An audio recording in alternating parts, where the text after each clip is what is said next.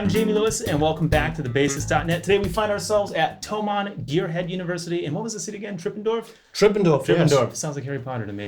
It's a village. It's a village. Yes. All right, not a city. We're in a village. Yeah, I'm, of course, joined by Huart from Produce Like a Pro. This guy's one of my favorite engineers, producers. I've learned a lot from his YouTube channel over the years, so definitely go check him out. And also Tom over here from Universal Audio. He's going to be helping us out with some UAD plugins. So I thought it would be really cool to kind of simulate like a recording session. So the bass player, the band, we all show up, we plug in. It's like, okay, cool, we got to get tones now. So what's like a typical signal chain, Warren, that you might want to get us into? The best situation, obviously, is where I can just pick and choose whatever I love.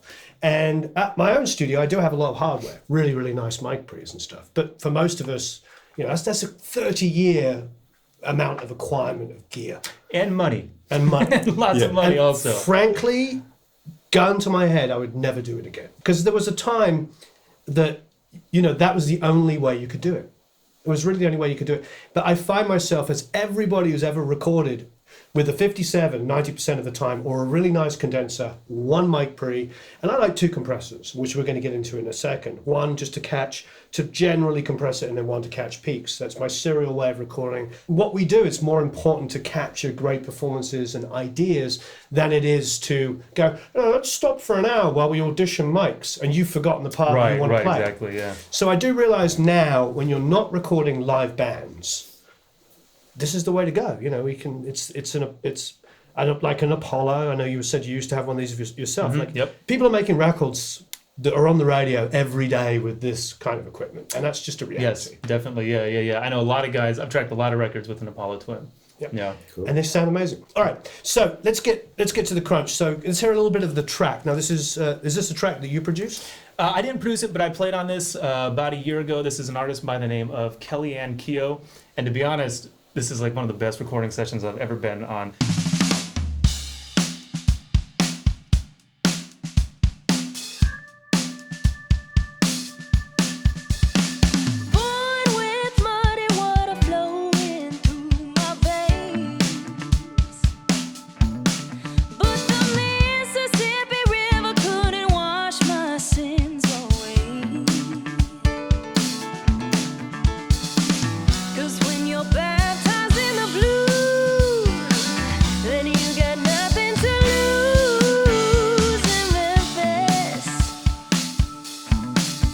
So you can tell it's got kind of like that Stax Records, maybe Motown, like old school 1960s kind of vibe. And typically, a go-to mic pre would be a 1073 for pretty much anybody that ever records. That's a Neve 1073. That's my favorite preamp for bass too. Yeah, definitely.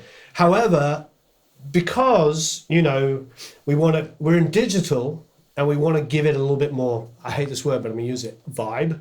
I think we go with a 610, a UA 610, because that's basically something that came from that period. We're talking, it's a late classic. 50s, early 60s. Yeah, I think, you know, in this instance, I think a combination of the B15 and the UA, I think will give us a close enough to it. However, you know, there's a million different ways we could do this. So what I'll do is I'll just start with the amp tone. So if I can play a bit, which is just like DIing into the interface. Sure. So as you would plug in and record at home without anything on it. Okay. And then we'll bring in the amp and then the pre. Yeah. So you want to just maybe play. Yeah.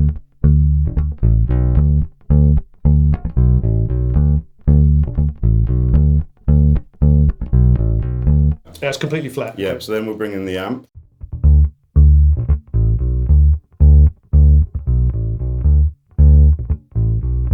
However, the thing that you can hear is it's exaggerating lows that are already there. Play with them without it.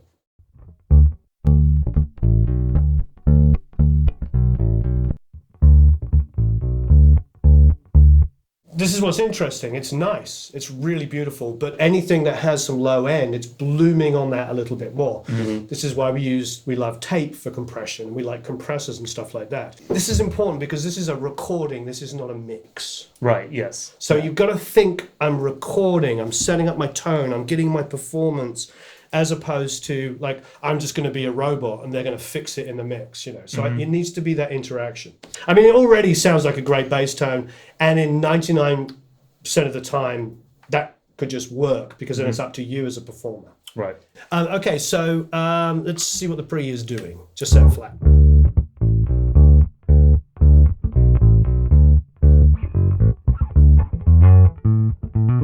big tonal change already there. Yeah, Isn't there? but it's great. But it's like It's got some grit to it. Yeah. it's got some grit and saturation. However you get it from tape, from mic pre's and stuff, is huge. Goes a long way. Goes a long way. And I think the lesson we're learning here already is serial, like doing things in series. A bit of this, a bit of flavor, a bit of flavor, a bit of flavor.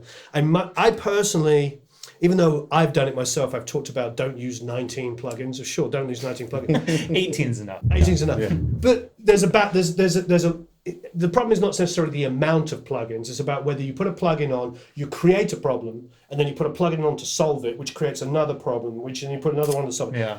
What we're doing here is we're thinking about, okay, start with a bass, get the tone, not compounding errors, but improving each time. Right. Without trying to be the UA guy in the video, I find that I don't know whether you find this because you use it, you generally don't have to stack that many. They do quite a lot on their own, even set where they are. So we kind of get them into some sort of default good spot before, when they load up. So they tend to not do as much harm as, others in that sense. You're just kind of getting good stuff as you go through. Yeah, definitely. Yeah. Well, what's next? So you got the 160. Compress, right? Yeah. So the 160, this is a personal favorite of mine, what we're about to do. And this is something I stole from Dave Jordan. This chain, the 160 into an 1176, is super popular. The reason why all of these guys, and I love it, is because they're such different sounding compressors. So obviously the 160 is famous for being, I hate this word, but I'm going to use it, warm. I like it. I like what it does. But if I use it on its own, it has a very, very obvious sound. So I'll use it about 3-1. Will you play? Yeah. The rule of the DBX 160 is if the needle's moving, it's compressing too much. Really? There's something with these is that there's a little bit of a latency with them. So you really only want to be moving at 1 or 2 dB. And maybe yours is probably calibrated better than the units are actually hardware units. It's possible. But you hear them much quicker than you see the VU move. These are slow, aren't they? They're very slow, so you have to be careful. So let's bring that threshold down a bit.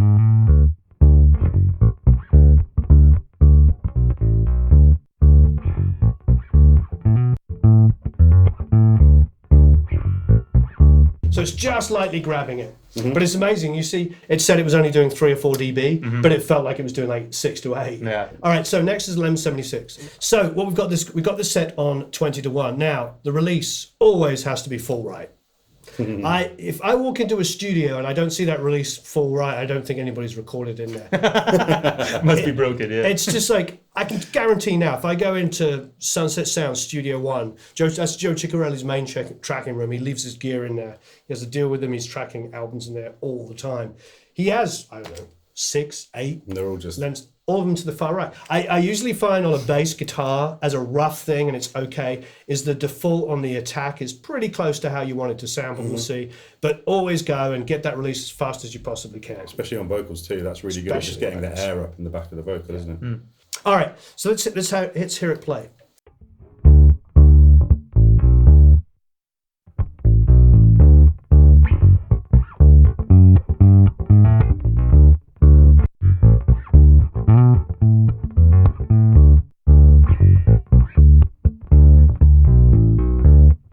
Okay, and what we ended up here was some tape. So let's have a listen and see what the tape is going to do.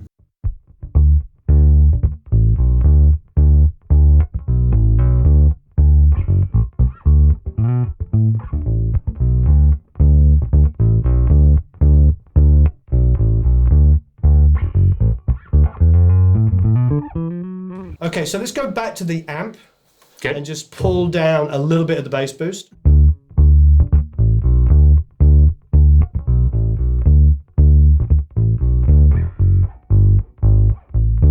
All the extra. Do you guys want to play all the way through it or just a piece of it? Yeah, let's go to a piece of it. Sort of come in a bit more in the middle where there's more, more schnizzle going on. Okay.